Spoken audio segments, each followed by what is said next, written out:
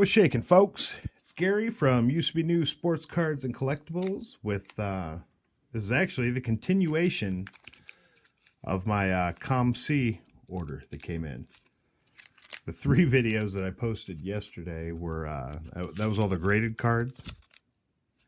And I also had just as many raw cards as what I had graded. I think the total order was 107 cards, and I think I went through 46 yesterday, so this will probably end up having to be another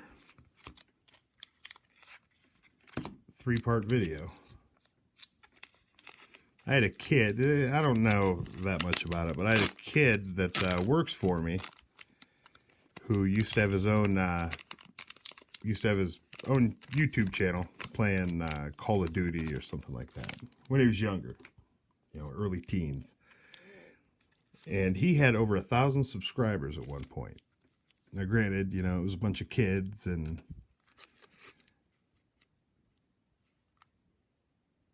that's awesome. Anyhow, long story short, he said there's definitely, and I knew this was the case, but he said there's a lot of tricks to deal with the algorithms that YouTube uses. Nobody knows what they are. He said you can't really avoid it, but he said one thing that definitely will help is to keep the videos shorter.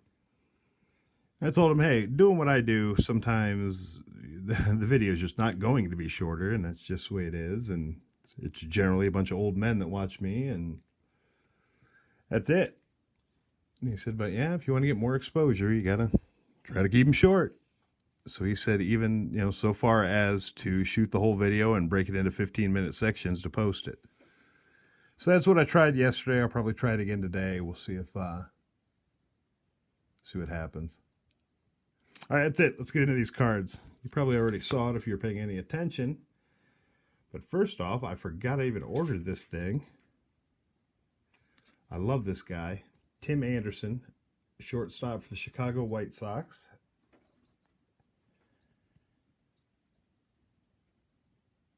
This is his Bowman rookie card. He doesn't have a card with the first Bowman logo on it for some reason, which I don't really get because he was a high pick.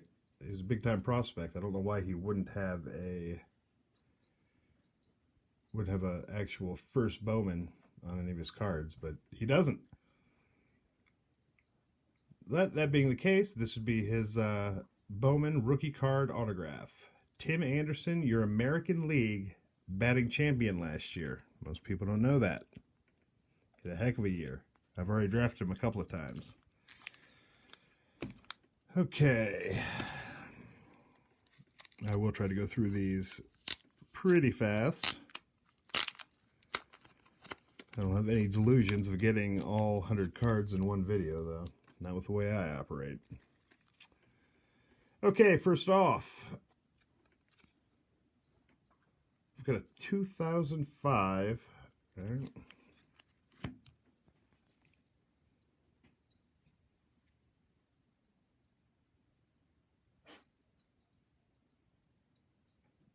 Well, I'm not doing real great here. Anyhow, yeah, it is a 2005 Bowman. This is a gold card.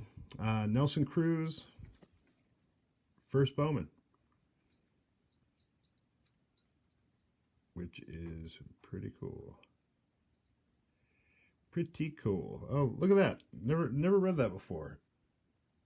It's not a real autograph, obviously. It's in gold. It's a facsimile autograph, but look what it says here. Facsimile signature is as it appears on original rookie Topps contract. So when they sign their contract with Topps to start making their, to use their image on the baseball card, they copy their signature, put it on the front of these cards. That's cool. Never knew that. Notice how it's different here back in the day. Bowman, first year, not the first Bowman logo that we all know and love. Okay, that's enough time on Nelson Cruz, who at 40-something is still raking, pretty much. I need to get one of my little, there we go, little card cover things. Okay, next up we have got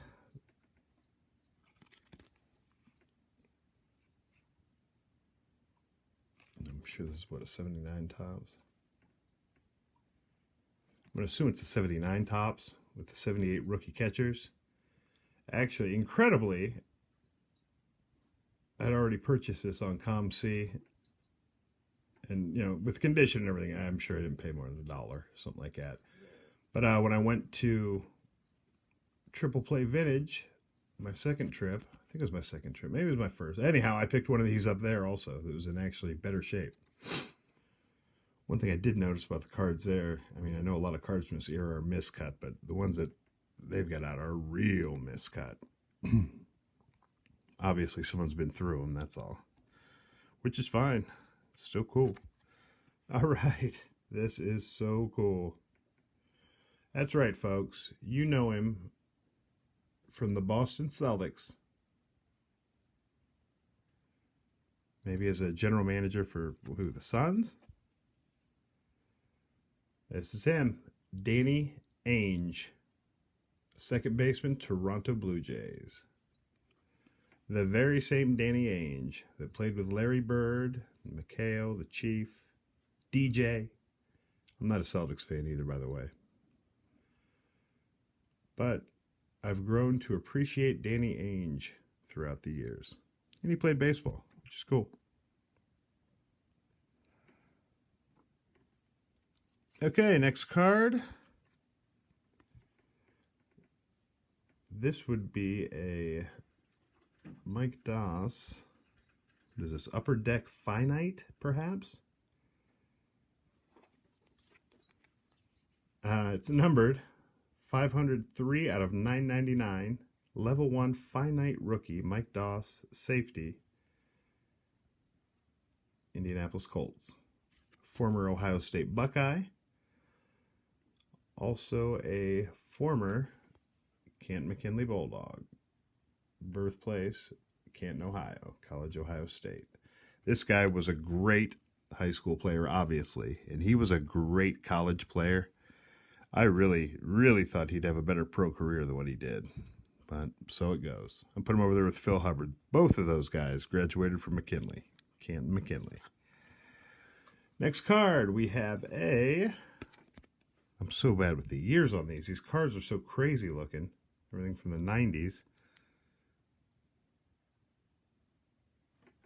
I mean, I really can't read that. 96. I believe what we have here is a 96 Donruss Terrell Owens rookie card. I appreciated T.O.'s game for sure. He was a great wide receiver, and he was a hard worker. And at the end of the day, he acted up sometimes, but he was out there, man. He was out there. He played with a broken freaking leg. But when he blew off Canton, and it was really a Canton theme to this show, isn't it? But when he blew off Canton and decided that he wasn't going to come to Canton for his enshrinement, I don't know. That burned my ass. All right, next up. What the hell year we got here? 96. 96 Topps prospect card. You see, bottom left, we have Big Sexy Bartolo Colon. Back when he was not quite so big. Pitching for the Tribe. 6 foot 185. He's got to be 285 now. I'm sure of it. But it is at least a version of a Bartolo Colon rookie. Which is cool. Next card. Oh yeah. Oh yeah, baby. My boy. And, you know, he's just one of those players that I can't even tell you exactly why he became my boy. Well, I know why. But he wasn't with the Indians for any long period of time. I mean, he couldn't have been there more than, 2-3 years? I'll have to look it up. Wasn't with the Tribe very long. But when he was with the Tribe, he was our big free agent acquisition from Texas. He played third base. And back in those days, I was also playing third base. So obviously, My favorite third baseman was a guy that played for my favorite team, and that guy was this guy, Toby freaking Hara. But he played a long time, too, because he played several years after this. 261 average in 1980, or after the 79 season. If I have any older, which I'm sure I do, I guess I should say newer Toby Harris around, I'm going to see how he finishes his career. Next up, just bought this card because I think it's cool. 1977 Topps, Bill Walton. Second team All-Star center. Back when he was with Portland.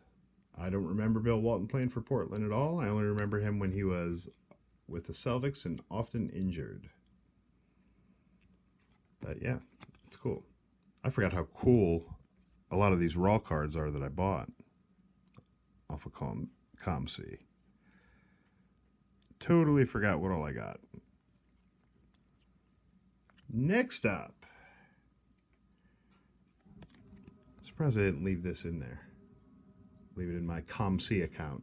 Because I think this guy's going to have a big year, and his card's definitely going to go up in value. He's slowly becoming one of my, I don't want to say it, but one of my top major league players. How about that? I like him a lot.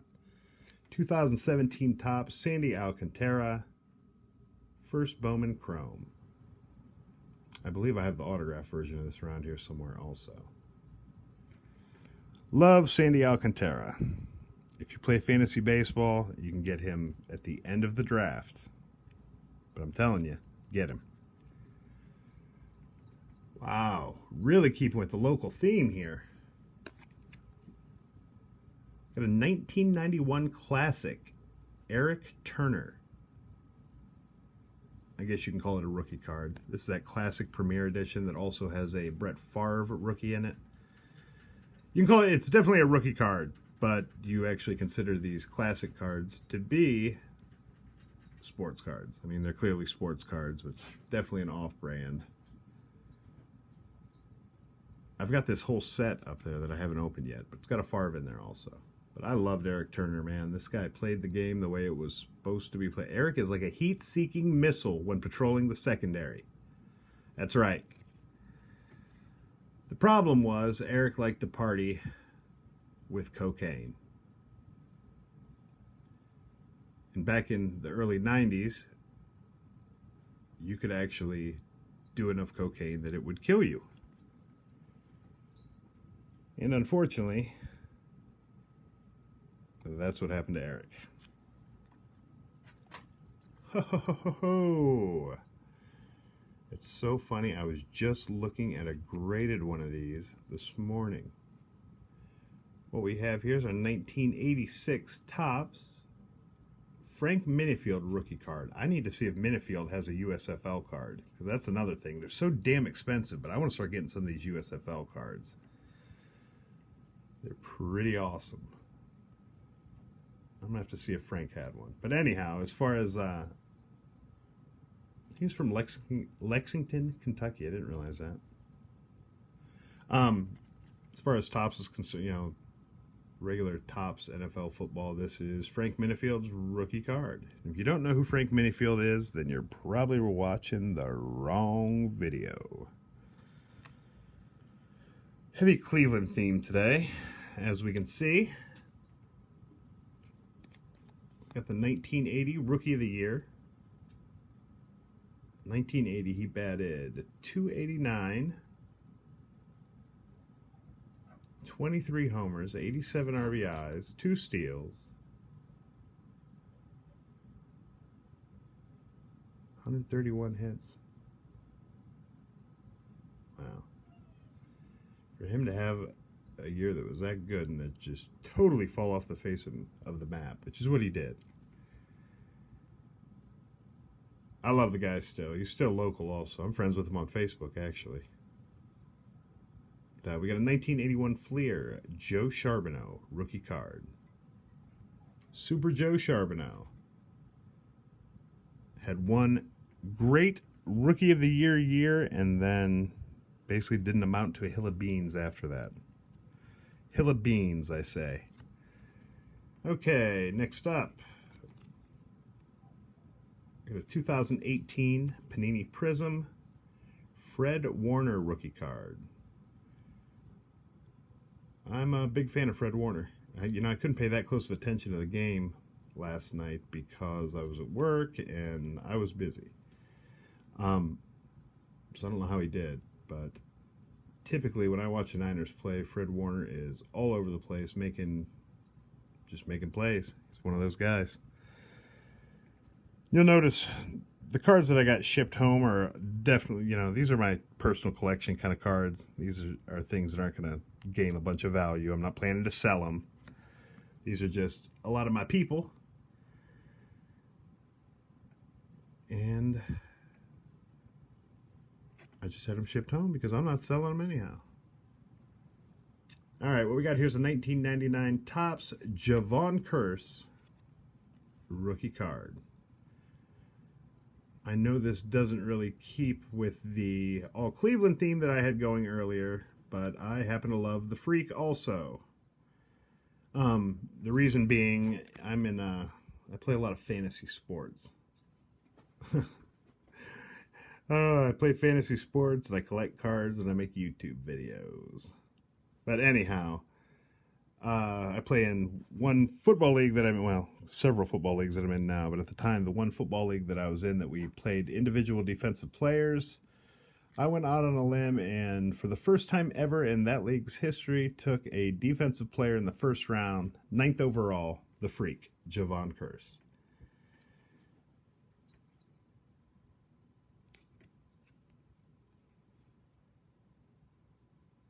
Another one of my fantasy football guys. We got a 2017 Donruss Optic Hassan Reddick rookie card.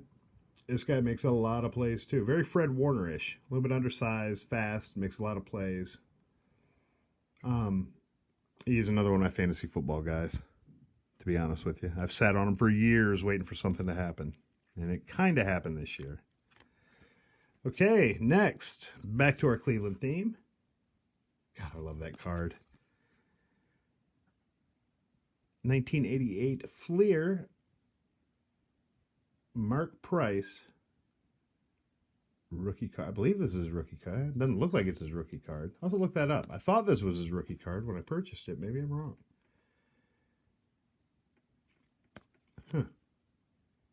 Regardless, 88 Fleer Mark Price.